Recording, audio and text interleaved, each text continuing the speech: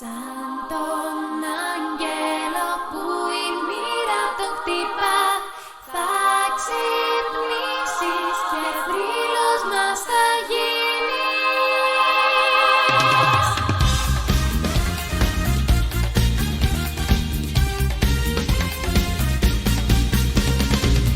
Σε φυσά ο αέρας γλυκά, την πόρτα χτυπά της δικής σου καρδιάς. Σε προσμένω να έρθεις από μακριά και εσύ μοναχά μου χαμογελάς. Hello guys, I'm back again, and today I'm going to be talking about probably my favorite nation in the game. This is a nation I've played more than any other nation, and probably the nation I'm the best at, but that's not really saying much, to be honest. I've definitely played this game more in multiplayer than any other nation, except for maybe Makone, and definitely this nation and Early Age Makone are my two favorite nations in the game. Now, this nation I'm going to be talking about, of course, is Middle Age Pythium. And let's take a look at the nation. Let's just go right in there. So I'm going to go in, Critic God, Middle Age, Pythium. So Pythium is kind of the eastern remnant of the Urmor Empire. And if you know anything about Dominion's lore, Urmor is kind of the stand-in for the Roman Empire. In the early age, Urmor is at its peak. In the kind of lore of the game, it covers the huge chunk of the world, basically the whole western part of the Dominion's world, again equivalent to our real-world Roman Empire. But this empire played a little bit too much with some dark magic, some death magic, and other things, and they released an undead god, which basically killed the entire nation and turned it into a nation of zombies. So in the Middle Age, Urmor is an undead plague of a nation, spreading out and destroying everything. And there are two living remnants, which are Pythium. This is Pythium, one of them, and the other one is Scalaria. Scalaria kind of sticks to the undead theming of Urmor. They have a lot of undead units, and they have a lot of undead summoning ability, which makes them quite strong. Pythium, meanwhile, sticks a little bit closer to what Early Age Urmor does, which is focusing on the human troops, these kind of heavily armored manipular legions, as well as a lot of astral magic. You are a big astral nation, one of the biggest in the game, and definitely one of the best astral nations as well. You have a lot of cool little gimmicks going for you. But let's get into it. Let's talk about the nation. First of all, I'll talk about the troop lineup. As Pythium, you do have a lot of interesting troops. For example, you have the basic kind of Roman troops here. Let's talk about the Roman troops first. Your basic options are the Velite or Velite. These are just a basic kind of militiamen, but they do have a big shield, which is nice, and a javelin. So all of your troops have big shields, which is great, considering that a lot of other nations, even in the late age, can't figure out how to use a shield. That gives you a nice advantage, especially since you're all just squishy little humans.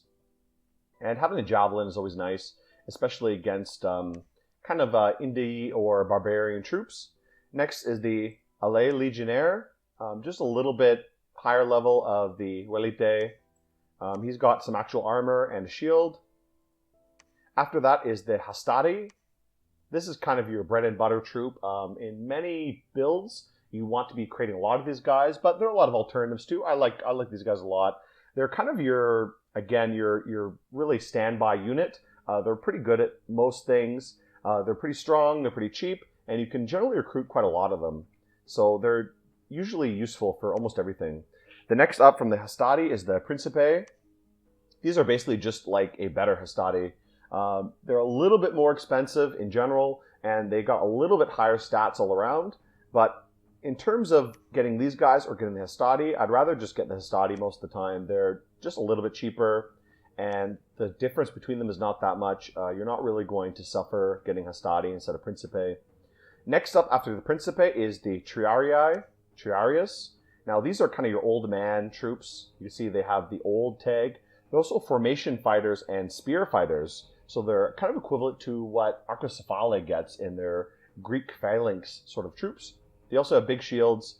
I don't really use these in the game, and most people who play Pythium don't really use these. They're kind of there for flavor, but most people, again, don't use them that much. You could try doing the kind of lore accurate army setup, which is Triarii, then Principe, then Hastati, and then Velite in front, doing the whole kind of actual Roman Manipular Legion. But I've never done that in the game. Maybe I'll try that and put the video into this, put a video of that into this video, but we'll see how it goes. So those are your kind of human units, the basic human units you use. The most useful ones are Hastati and the Velite, just as skirmishers, and then the basic heavy troops. You can use Principe and Alea Legionnaires as well if you just want, for example, if you want a spearman. This guy's kind of equivalent to the Hastati, but just with a spear instead of a sword. And the Principe, I guess, if you want a little bit more morale, the morale difference is not that much. And like a little bit higher stats, but again, the difference between these guys is not too much. Just if you're swimming in gold, and you have lots of gold, you have lots of resources, then get these. It doesn't hurt you. It's just a little bit better. After your basic troops, you have your kind of elite unit, which is the Emerald Guard. This guy is actually quite nice. He's kind of a dedicated bodyguard. So since your mages are all squishy old guys, most of your mages are pretty old, especially the good ones, the Theurgs and the Archtheurgs. You would like to get a few of these guys as bodyguards. They do make pretty good bodyguards, and sticking a few of these in the back line with your old man mages can only help you. So this is a nice little thing to have in the nation. Plus, this is kind of a great raiding unit. I'll showcase this a little bit, but a handful of these guys, led by one of your Theurg Acolytes, is a really great raiding team. This guy, Astral 1, he can cast a few little point buffs like Cheat Fate or Luck or Body Ethereal, and turn these guys into great little raiders. A team of these guys, led by a Theurg Acolyte, can deal with a lot of PD, so that's pretty nice as well. You also have a standard. All the Roman nations have a standard like this, just gives your units a morale boost. So this is nice to throw some of these guys into a group of your human troops just to help them hold the line a little bit better. And the last kind of human troop you have is your cavalry, your Serpent Cataphract. This is a pretty slow, he does have okay combat speed, I guess. This is actually a quite good unit. Maybe about, I don't know, a dozen of these guys in a expansion party can deal with pretty much any amount of indies pretty easily, and deal with any amount of PD pretty easily as well. These are also another option for raiding. These guys, along with maybe a Serpent Lord, or I guess you do need a Theurg Acolyte to lead them, just to point buff them. But one of these guys point buffing them, they can do the same kind of thing as the Emerald Guards, but obviously a little bit faster and maybe a little bit more staying power. This does have a second shape. For example, when the rider dies, the lizard will run around and attack things, but I wouldn't really plan around that. The lizard's not that great without the rider. But this is a great option as well. You can have little teams of these going out to raid, either led by a Serpent Lord or a Theurg Acolyte to point buff them, or one of your other mages, I guess. But Theurg Acolytes are kind of your cheap throwaway raiding mage. And beyond your human troops, you also have a few gladiators. So you have these two gladiator units, and a lot of the other Roman nations have these gladiators as well. You have just the generic gladiator with a flail, a very hard-hitting flail.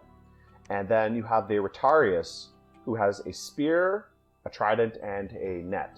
So basically, these gladiators are good against masses of normal troops, and these Rotarii are good against cavalry, or anything you'd like to cover with a net. These guys are quite good, and these help you with expansion a lot. The main purpose of these gladiators, again, is to make expansion a little bit easier. So, for example, as the Roman nations, you can afford to cheat on your scales a little bit, because these gladiators can hold you up really well during expansion. They're really cheap, only 10 gold each, and 1 resource point, 9 recruitment points, so you can get a ton of these guys out, even with shitty scales. And beyond that, they're also kind of a good emergency button. You can recruit these everywhere, and just pump out a ton of them if you're really panicking, someone's attacking you. Send a ton of these guys out, and especially these gladiators, they'll really make mincemeat of anyone attacking you. So this is a great option as like a good panic button to hit and cause trouble for whoever's attacking you. You have your slingers too. Slingers kind of suck, but you know, they're okay. And if you somehow get access to decent fire magic, you could do like flaming arrows, something like that. So these are an option too. Plus, they're really, really cheap as well. So, you know, if you have extra money, extra resources available, just pump a bunch of these guys out. It doesn't hurt, you know? All right, that's all your human troops. Let's take a look at your non-human troops, which are your Hydras. Now, these are kind of a funny thing in Middle Age Pythium. they're basically just a gimmick in Middle Age Pythium. They're not sacred, and they tend to die really easily, so most people don't really use them. You can do some funny things with them. They are amphibious, and along with the commander, I think the commander is amphibious as well, yeah. Sorry, not amphibious, but they have swimming, which means they can swim over rivers. So if you want to do any kind of river assault, these are kind of funny. I've used these in games before where, for example, I'm attacking someone across a river. I'll send a group of Hydras with the Hydra Tamer leader over a river and kind of raid the back line a bit. So this is kind of funny to do. And they hold up pretty, they'll eat through PD. So if you want to use these for raiding, especially for amphibious cross-river raiding, that could be kind of a thing you can do. But the main reason you would get these is they do have a lot of attacks. Like, for example, the big Hydra has a lot of attack density, but they also have this poison cloud. So the big Hydra makes a huge poison cloud and will basically kill anyone who doesn't have poison resistance attacking it. The little ones have one too, just a smaller poison cloud. And these two are okay, but they're really pretty gimmicky, and I really only use them in situational, very situationally. In late Age Pythium, these guys become a lot more important because they're sacred, and you can do a lot of funny things in late Age Pythium with the sacred Hydras. But in this age, not that useful, kind of just a gimmick basically, and useful situationally. The last things we'll talk about are this other sacred units you have, which are the Battle Vestal. Now these are a pretty shitty sacred. Basically an almost naked woman with very low stats. She does have great defense skill, for one, and okay attack, but low strength and no protection at all. Just basically wearing like a sheet. And you have a shield and no helmet, so really, really weak. These tend to die very, very quickly. You can do some funny things with them, and I'll talk about a build idea I have to make these guys a bit useful. But in general, you don't need to worry about these too much. They can be situationally useful as a late game sort of tech option. If you take some kind of tech bless, for example, withering weapons, these can be useful in the late game as an anti-thug kind of weapon. You can take a small group of these to run in the back and basically stab all the enemy thugs and put decay effect on them with withering weapons. So this could be an option with them as well, but in general, I wouldn't worry too much about them. If you don't want to use them, don't feel like you have to. This nation is more focused on its sacred mages rather than its sacred units. Your other sacred unit is the Third Communicant, and this is a big part of the nation. This is actually a recruitable communion slave. So this is automatically communion slave, and this will start as a communion slave. So as soon as you enter a battle, it'll already be communion slave. Your masters just have to cast communion master and link up with them. However, if you make a slave matrix, which is also very important for Pythium, you can start the game already in communion, start the battle already in communion, and then immediately start casting spells. So that gives you a big advantage. Getting slave matrices is really important for Pythium, and there's a few ways you can go about it. You can take some the required paths on your god, which mainly is Earth and Astral, or you can bump up to high luck, and with higher luck, you should be able to get a random commander who does have Earth Astral, who will be able to make slave matrices for you. Beyond that, not much else to say about the units. Let's take a look at the commanders. So you do have a good variety of commanders as well. Generic Scout. You do have recruitable assassins. They're not great, but they're nice, and you can recruit a few of these to send out.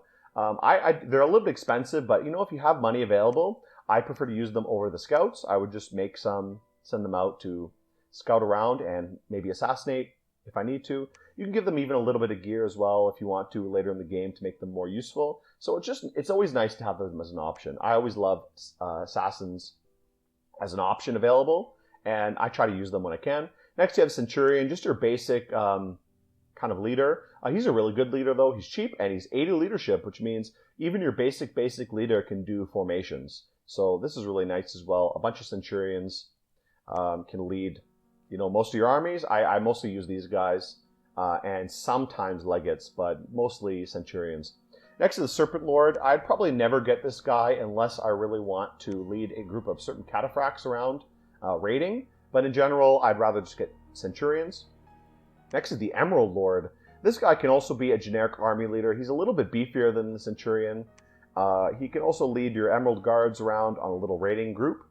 But between the Centurion and the Emerald Guard, beyond the fact the Emerald Guard is a little bit beefier, a little bit more staying power, There's not too much of a reason to get him over the Centurion.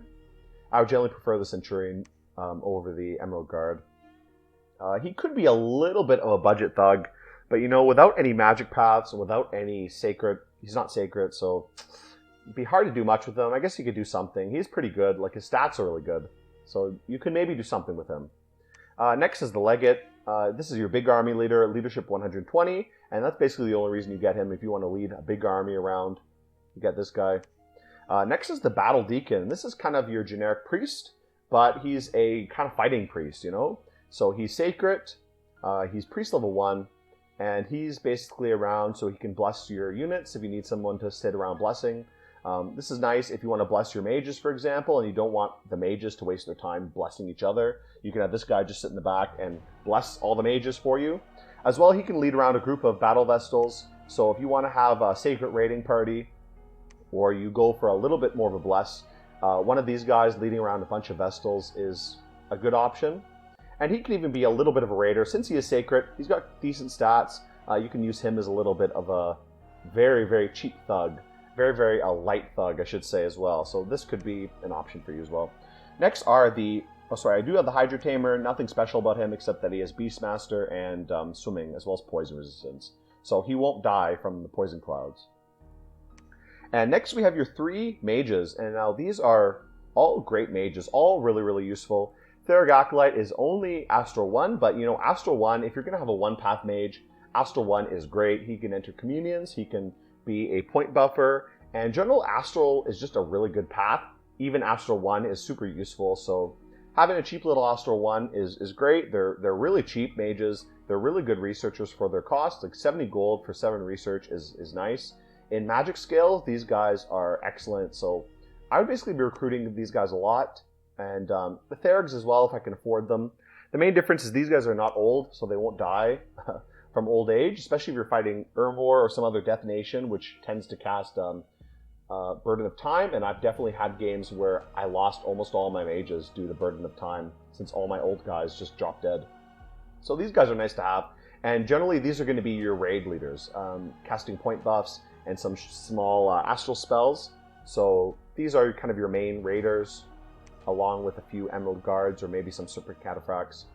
Next up is the Therig, the generic Therig. He doesn't have any randoms. He's a Priest 2, which is nice. And he's also a Fortune Teller, so you can kind of afford to go Misfortune Scales as Pythium, because these guys will actually block bad events from happening. So if you have a bunch of these guys sitting in the fort, they'll tend to prevent any bad events from happening in your important provinces, which is very, very nice. Meaning you don't suffer as much as other nations from misfortune as you normally would. So Pythium is a nation where you can go misfortune.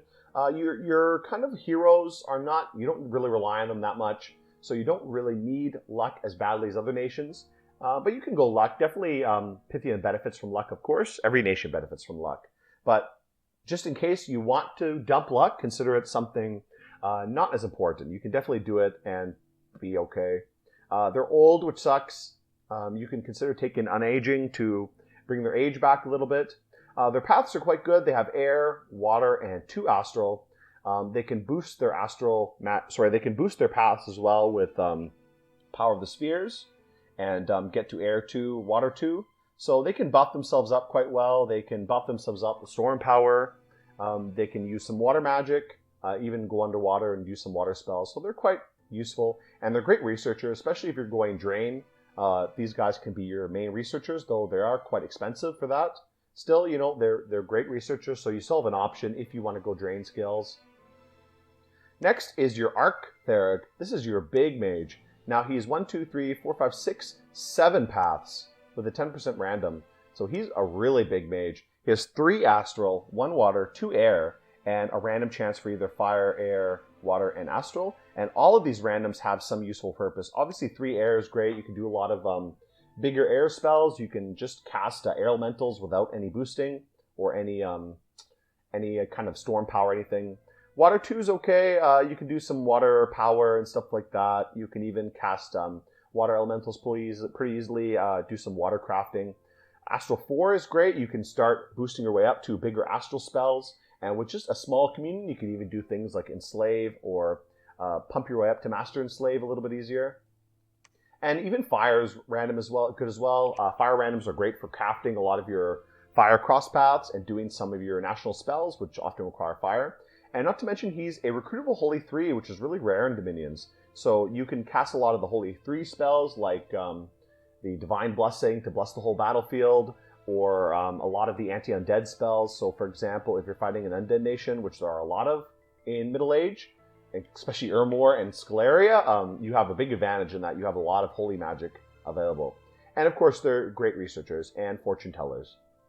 One thing I should also mention about Pythium is their summons. Now, Pythium has a lot of very useful summons, and actually these summonables are kind of very, very important for the nation. They're definitely very key and something you should think about when you're creating a god, for example, or when you're just playing the game in general. One of the most important summons for you is this one at Conjuration 5, Contact Lar.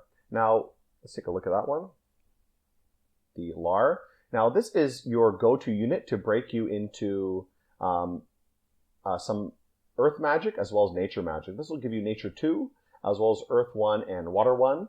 And this is pretty easy to cast. It only takes 16 gems. The problem is you have 0 Nature mages. You don't have any Nature mages as Middle Age Pythium. The good thing is it's only Nature 1, and Nature 1 mages are really, really easy to find. Many indie provinces have Nature 1 mages. So if you can just find one, recruit a few, and summon this guy, then basically he can summon more of himself. So you don't need to worry too much. I wouldn't put Nature on a god just for this. It's really, really easy to find Nature mages in any game. So just keep an eye out for them and consider that as well. You can get a lot of these guys. These guys can do a lot of great, very useful spells for you. Some Poison Cloud spells like Foul Vapors. They can do Bone Melter. They can do Frozen Heart. And they can do a lot of, give you a lot of variety, magic variety in your nation, which you really, you have good magic as Pythium, but getting more variety is great. And not to mention, you can hit these guys into communions. If you give them the Slave Collar, the Slave Matrix, you can stick them in a communion and get some Nature, Earth, and other stuff in your communions as well. So these guys are really useful. You should be getting a lot of these if you can. Devote a lot of your Nature gems, if you get any, to recruiting these guys. They also have really great map moves, so they can kind of fly around a little bit and be pretty decent light thugs if you give them a little bit of gear. The Nature, Water, Earth is okay for thug paths. They don't have too great stats, but they are size 3, and if you give them a nice little bit of gear, they can thug a little bit, and with something like the Ranger Boots, something lets them run around a little bit more, or not Ranger Boots, Boots of Long Stride. They can cover a lot of the map and give you a little bit more versatility in general. The other things to consider are the Angel summons. They have a few different angel summons. You have Contact Harbinger, which is probably your most useful angel summon. This is really easy for most of your mages to cast. You only need Astral 4, which you will get if you're recruiting Archtherigs. You will eventually get an Astral 4 pretty often. And this is a Air 2 mage. Air 3 Holy 2. And this is also another option for thugging. They have Awe +5 and Invulnerability. So they'll be pretty resistant to a lot of generic troops. And they're also flying and sacred as well, so they'll benefit from your Bless. And these guys with a bit of gear can be really nice thugs. I like to equip them with something. You can give them some basic thug gear like a Vine Shield and a Frost Brand, which is really easy for you to make. You can also give them something else. For example, if you have access to death magic, you can give them the Wraith Sword so they can constantly drain energy from who they're fighting. Or whatever other kind of thug gear you want to give them. These are great thugs, and again, they're super mobile. They have flying, so they'll be able to fly all around the map. These guys and Lars are both pretty nice to give you a bit more map control. Your units don't have bad map move, but they're all pretty heavy, so they're not easy to shuffle around the map really easily. So these two are great if you need to respond to something on the other side of your territory very quickly. Just pop these guys across the map and send them into attack. The next things you should think about, let me shrink these down, are the Angelic Host. This is Astral 5, and it gives you an Archangel. Now, this is your big way to get into fire magic. This will get you Fire 4 and, Holy 3, as well as Awe and Invulnerability. So these are again, a really great thug. These are probably a little bit of a better thug than the Harbinger, though I kind of like air magic a little bit better than fire magic. Not only are Harbingers a little bit cheaper, they're easier to cast. You don't have to boost or anything to cast them. They come a little bit earlier, and air magic is just nice. It gives you a lot of mobility. You can summon air elementals, so a Harbinger, for example, can summon an air elemental, and that'll help her raid a little bit more. So I kind of like these better as thugs for raiding, but it's not too bad. Plus, this angelic host will give you a bunch of other angels as well as the Archangel. And Archangels are really good, especially if you're fighting undead or demon units. They come with a built-in Flame Boo, which is an anti-demon, anti-undead weapon. So that's a good option. And like I said, if you want to get into fire magic, this is the way to do it. And this angel can summon fire elementals as well, which really chew through undead. So if you're fighting Urmor or some other undead nation and you really want to destroy them, get a few Archangels out there to start summoning fire elementals. They can fly around, summon a bunch of fire elementals, and really decimate the enemy army. You have a few other angel spells. Heavenly Wrath. This just summons an Angel of Fury. Now, this is okay. I mean, it's kind of cool. They have invulnerability as well as, Blood Vengeance. So damage reversal. So anything that attacks them, the damage will be switched around. And they have the Holy Scourge, which again is an anti-demon, anti-undead weapon. And they have pretty good decent stats. They have fear and invulnerability, pretty high invulnerability. So they do okay as thugs. The problem is they don't have any magic paths. So they're not, they're okay. You can thug them, but I tend to prefer the Harbingers over these guys. I mean, these guys are pretty cool, especially against undead. They do have the invulnerability and fear, so that's kind of nice. They're an option, but generally Harbingers or Angelic Hosts are a little bit more useful. Next, you have the Heavenly Choir. Now, this is really hard to cast. It requires Astral 7, Fire 2, and a ton of gems. So many gems, you might as well just cast Wish. This gets you a Seraph, which is a really great commander. 4/4/4, Fire, Air, Astral, and 4 Holy as well. So this is an excellent, excellent commander. But to be honest, with the amount of gems you're paying to get this, and all the other angels you're getting in this, you might as well just wish for it. You might as well just cast Wish and wish for a Seraph. That'll be cheaper, honestly. The only benefit of casting this spell, it is hard to get to these stats. You have to get to Conjuration 9, boost up to 7 Astral and 2 Fire. You do get 3 Harbingers with the spell as well as 9 Angels of the Choir. So you do get a little bit more in this spell than if you just wish for a Seraph. But that's up to you if you decide this is worth it. I mean, if you're already in the late game, you already have a lot of gear to boost your mages, and you have a ton of gems, maybe you can cast it. Like, why not, These are great units. They're really, really strong, powerful. They'll give you a huge path boost for all these paths. Like, these are amazing units, but it's very expensive, And like I said, Conjuration 9, by that time in the game, you're kind of just doing whatever. So if you want to cast it, go ahead. Last is Pride of Lions. I wouldn't really think of these that much. I mean, just if you want some lions, like, why not? But, whatever. But still, consider these when you're playing Pythium. Definitely the Lar is very important for you. And once you get your Conjuration up a little bit, the Harbinger is also really great as well. So these two are kind of the most important of these summons. And consider these especially, but you don't really need to consider them too much when you're making a god. Like I said, Nature 1 is so easy to get. And you'll definitely get mages with Astral 4, so you don't need to worry about that on your god either. All right, so that's the nation. Let's move on then. Let's look at some god ideas. So I had 2 god ideas I went through. The first idea was what am I saying? I picked Great Enchantress. This is targeting more for the Battle Vestal. So this is a Battle Vestal focused build, as in trying to make them as useful as possible. So I went with Twist Fate to help them get a little bit more staying power, as well as poison resistance, major poison resistance, and then minor poison resistance. And then I think I went with Resilient as the third one. And then beyond that, I also took just 3 for all of these. And I took her Imprisoned. Just take every single resist, fire resist, shock resist, cold resist. And then for the Earth, just take Strength of Earth. And this is a pretty strong bless. For your mages as well, your mages benefit from all the resistances. You know, resistances are great for your mages in general. And your battle vessels benefit from the strength, as well as twist fate, and just a little bit extra health too. The main point of this is pairing your battle vessels up with your Hydras. Having Hydra Vestal battle groups going out and expanding with them and attacking enemies with them. It can work. I've tried a little bit in game, and for your stats, I went with something like this, I think. Go like that.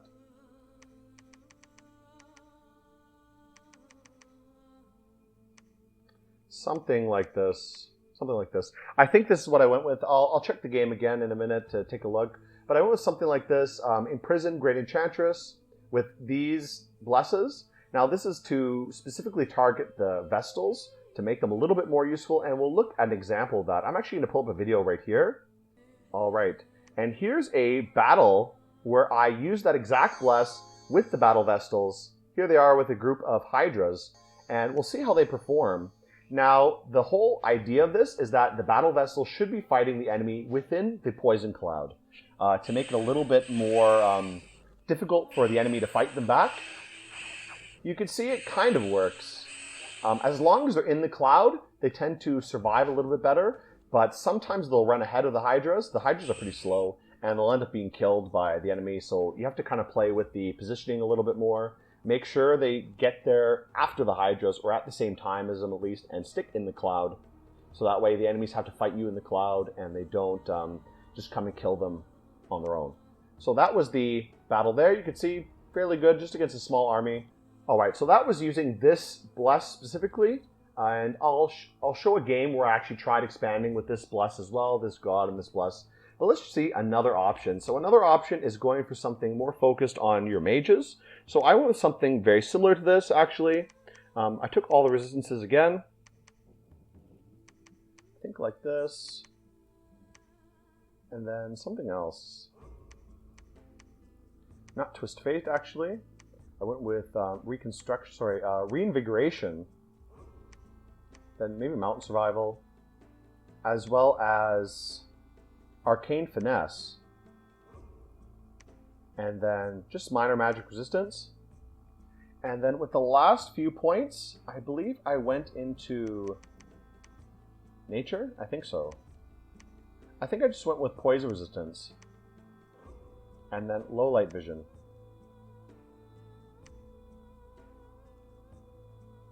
Then maybe resilient. I'm not really sure. I think I went with something like this. So a very similar bless, a little bit different. I also went a bit different with the scales. I'm not sure exactly how I worked this out.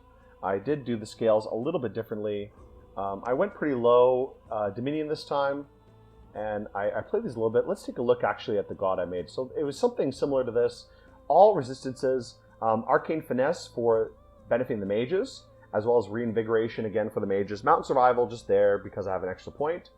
But and Low Light Vision because later in the game you want to be casting a lot of big air spells like Mist and other kind of spells that obscure vision. So having Low Light Vision is great. Plus it lets you cast things like Eclipse and not be hurt by it as badly.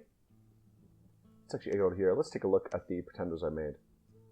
Here it is. This is what I went with.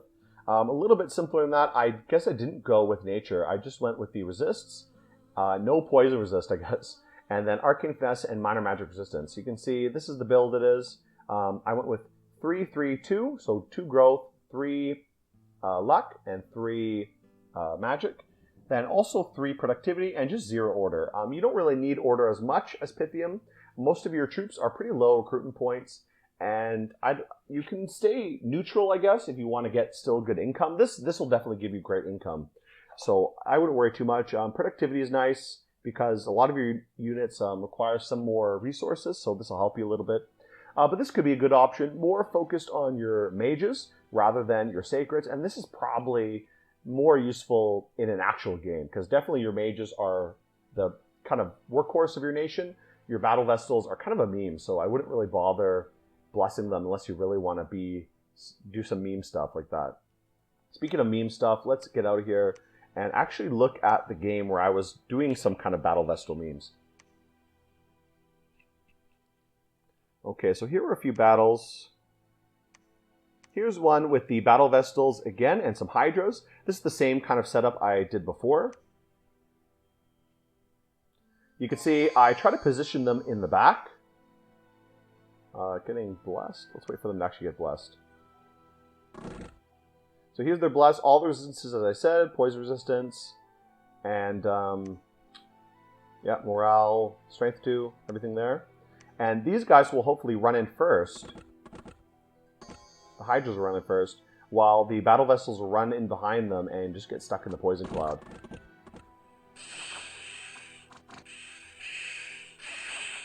So the Hydras do good work with these guys, and the Battle Vestals just come in and, I guess, help out.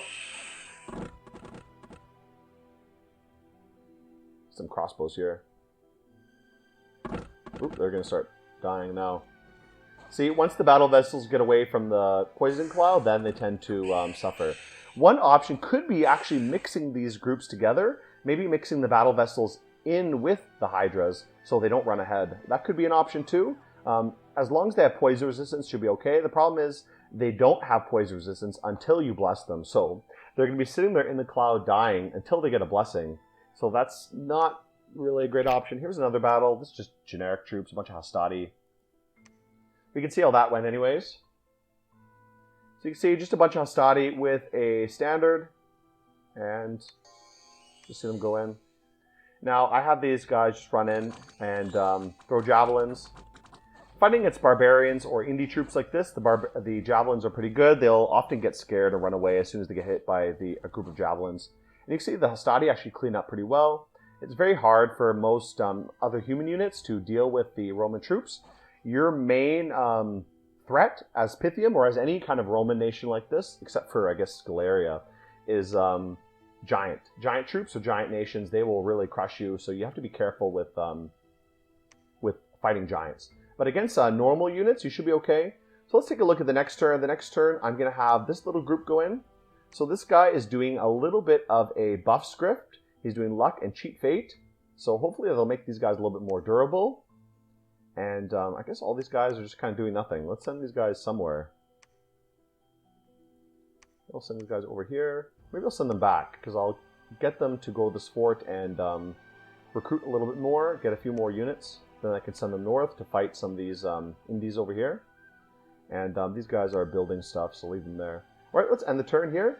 This is my expansion, by the way. After 17 turns, I have about 19 provinces, so not that great. I was trying to do the Battle Vestal expansion using Vestals and Hydras, so that's quite expensive. Hydras are really expensive, and it's kind of... It works. Like, it works. It's not... I wouldn't say it's good, but it works. So if you want to do some meme stuff, you could try that. Try the build I sent before, or try something else you think looks cool. But it is pretty cool. I mean, Battle Vestals are cool as a unit.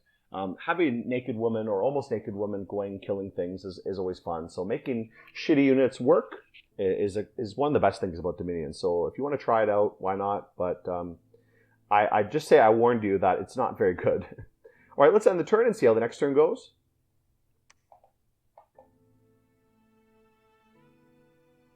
All right, so here's an assassination. Looks like he assassinated the barbarian chief. Here's the battle against just a few guys, not very many guys here. Let's see how it went. So here's a little group here. This is what your raiding parties should look like as Pythium, either Emerald Guard or Serpent Cataphracts. Have them stand around, have the Theragaclite bless them or buff them. Just do point buffing. And point buff is basically any kind of spell that targets one. So you can see he buffed a few of them. He didn't buff all of them, but he managed to get a few of them with... What spells did he get off? He got both Twist Fate and Lucky on a number of them. So that should be okay. Those three spells, Twist Fate or Cheat Fate, Luck, and Body Ethereal, are the three main point buffs you'll be using as Pythium pretty often. Out of those three, Luck and Body Ethereal are the most useful. Luck is more useful against units with magic weapons, or against units with more powerful weapons that will probably kill you in one hit. Because basically luck will save you from death 75% of the time. However, Body Ethereal will just straight up stop attacks 75% of the time. So against mundane units, as in units without magic weapons that have fairly normal attacks, Probably better going with Body Ethereal, because that'll just straight up prevent injuries, prevent attacks. Meanwhile, if you're against bigger troops, maybe like giants or units with magic weapons, you're better off going with Lucky. And against cavalry with the cavalry charge, you're better off going with Twist Fate, because that'll prevent the first hit, the lance charge, from doing anything, and then allow them to fight a little bit more normally. So consider that when you're rating. That was just an example here. How much else going on? I gotta march these guys all the way around here to actually do something, so I may not include that in the video. Alright, these guys doing something. Let's have these guys go in. What's this army? Just a small force here. Let's have them attack the barbarians. Have this guy assassinate again. Send these guys in here to get a few more troops. Oh, and these guys are going somewhere. Where are these guys going? Send them out here. Okay, so not much else going on here in this game. I don't know who the other players are. I think it's Nazca, Ulm, someone else. Jeez, I don't know. I've only seen Nazca and Ulm so far. I think Ermor is also in this game somewhere, but I've not seen anybody except for Ulm. And this map is actually a pretty cool map. This is called Valenus. So this is a really cool map, but something I never play in multiplayer. Most people don't like these kind of pretty looking maps in multiplayer, basically because they're not very symmetrical. You could get stuck in a really shitty area. For example, if you get stuck like over here as a nation that doesn't really have access to caves, cave recruits, or wasteland recruits, you can be kind of fucked. But in general, this is one of the better pretty maps in the game. Some pretty maps are pretty terrible, where you end up being stuck in an area that just doesn't suit your nation at all, and really suffering for the whole game. But I'm not going to continue this game too much. I just want to show you guys some ideas, some expansion ideas. Let's do one or two more turns. I might try to send these guys over here. There's a bridge here. So I might try to attack this group of cavalry. I think my research will hit... Did I hit Alteration 4? I did get Alt 4. So now he should actually be able to cast Body Ethereal. So let's try that. I'm going to have this guy cast Cheat Fate, because he's going to be fighting cavalry. And then Body Ethereal, just again and again. So hopefully that'll be enough to actually fight this group of cavalry. Let's see how that goes. So I'll do that. I'll do 2 more turns. I'll attack this group of indie cavalry and see how this holds up. Hopefully it holds up. I don't know. This is a good raiding group against PD, as in against playing multiplayer against PD, because most players don't put tons of money into their province defense. You can see province defense here. I put about 6 or whatever. But AI tends to pump up the province defense a lot. So definitely playing single player, you should put a lot of province defense, because this is how you keep the AI away. A PD a day keeps the AI away, you know. So that's how you play single player, but single player is totally different from multiplayer. Multiplayer, most people only put the bare minimum province defense, which is like 5, because it's just a waste of money, basically. And province defense won't stop a player army. It'll basically do nothing. The only reason you would pump up province defense in in multiplayer is to cheese someone. When they're not expecting a lot of PD, you pump like 30 in there, and they'll get a big shock. So it's kind of funny sometimes, but you shouldn't be doing it in all your provinces, and don't treat it like border guard, because basically most players won't care. All right, let's end the turn here, and we're going to see how this battle goes in about 2 turns.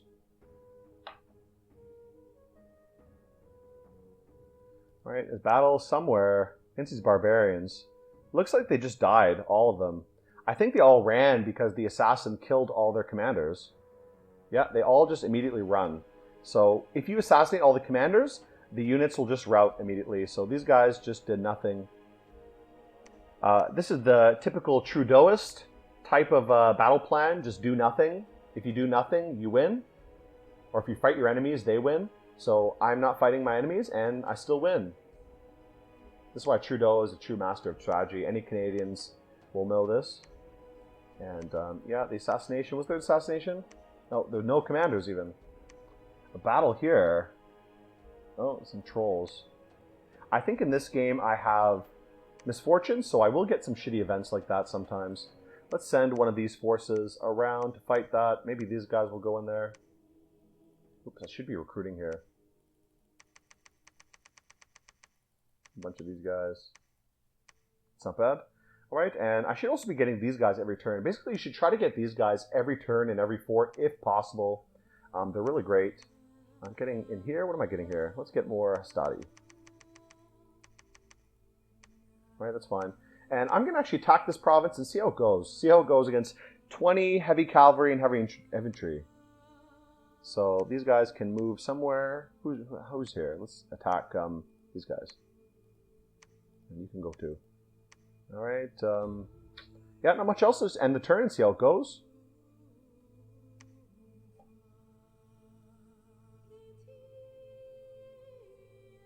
Alright, here's a battle here against just some druids. Let's see how that went. All of the battle vessels died. Too bad. So this is the problem with battle vessels. Even with a blessed favoring them, they tend to die very, very, very quickly. I've tried some very battle Vestal focused blesses, which mostly focused around awe. I took awe and I took some other things. I think awe and withering weapons or something like that. And it made them pretty decent. I was actually able to expand almost every single turn just with Vestals with an awe focused bless. And that was kind of funny. So I might show that after I show this game a little bit. Yeah, so they get cleaned up and all the Vestals die. Poor virgins. But the Hastati, lucky the Hastati are there to clean up. Alright, what was the other battle here? Looks like, oh, they got beaten. Ugh, that sucks. At least they're able to retreat. Let's see how the battle went. Oh, whoa, whoa, whoa, whoa. Oy, oy. Okay. Buff with Cheat Fate and with Body Ethereal. Okay, 2 of them got Body Ethereal. Okay. Maybe I should just do all Body Ethereal. Might be the better option. I bet those 2 are the only ones who survived. Because I think, what, 7 died out of 10? So probably these handful who got Body Ethereal are the only ones who lived. Oh, a few of them got Body Ethereal. How did they run away? Let's see.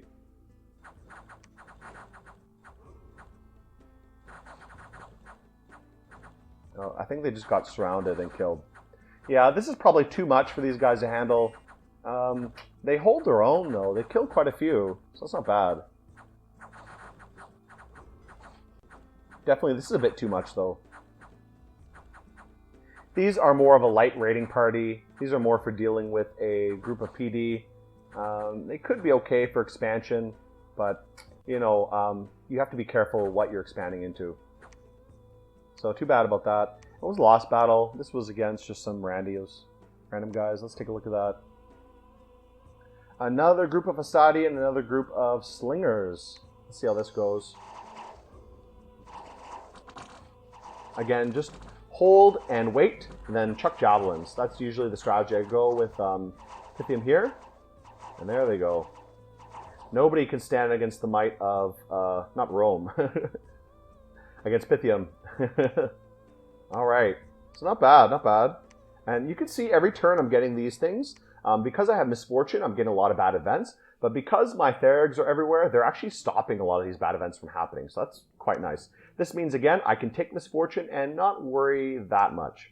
Alright, too bad for you. Let's go back home. Pick up a few more Emerald Guards, maybe. And we'll have this guy make a temple, too.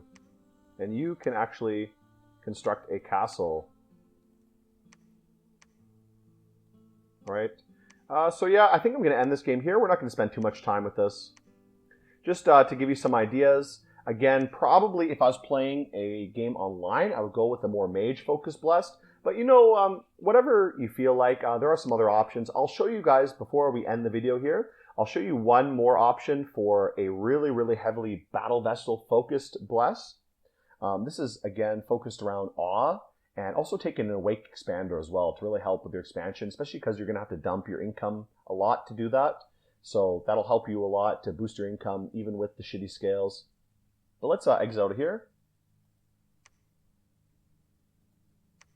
And let's take a look at that last Pretender idea. So my idea for an Expander, I don't know if this would really work in... what do I have here? Let's try that. Let's go to Pretender Gods. Pythium. And what I went with was actually something like this. I took a dragon, the red dragon. I went with Awe, which is Fire 7. And I think I only went with Death, Fire and Death as my scales here. Now I think I went with Stygian Flesh. Awe and Stygian Flesh. I'm not really sure. I think this is what I went with. And this could be an option. I went with pretty high Dominion. I had to dump a lot of these. I think I went like that. I had to dump this.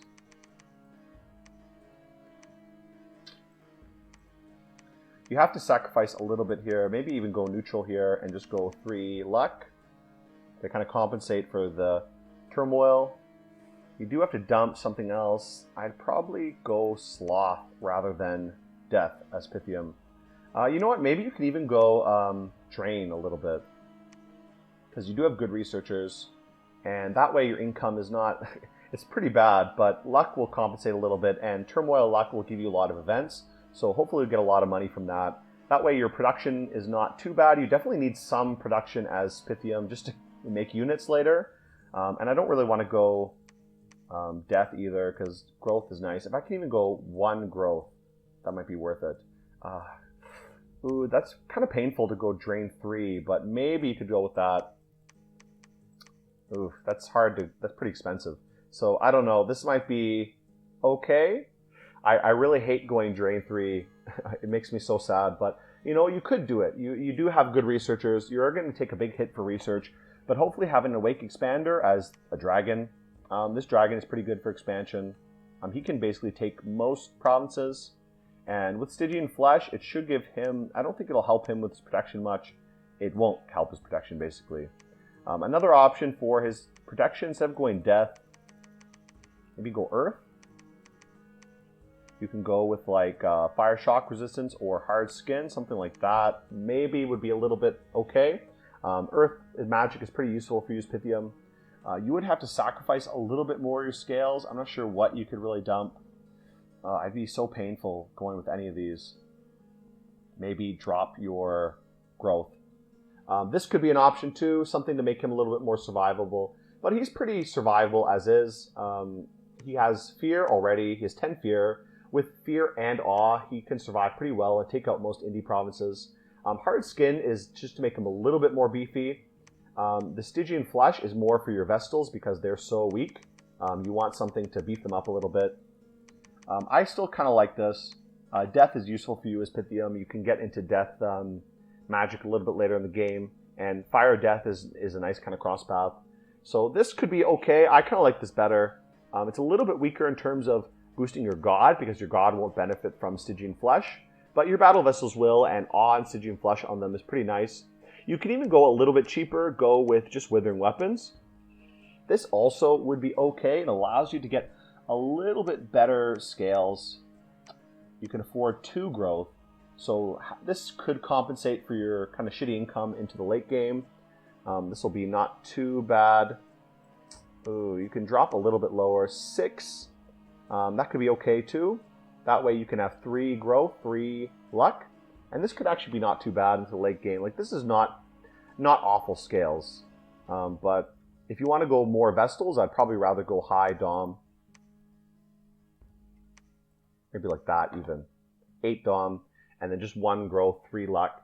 This could work as well. And Withering Weapons as well. This could be nice into the late game because it'll allow your Vestals to use the Drain effect. Once you switch over to using more of your recruitable units or even summon troops, then your Vestals can become more of a tech kind of weapon. Meanwhile, early game, this should be okay against most indies. So this is an option too. This is kind of cool. This is definitely very meme tier. But dragons are kind of a fun expander as well. They have Dragon Master, of course, plus they're flying.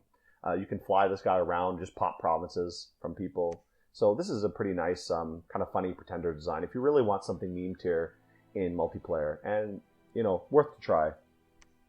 But beyond that, I think I'm going to end the game here. And I'll see you guys again next time.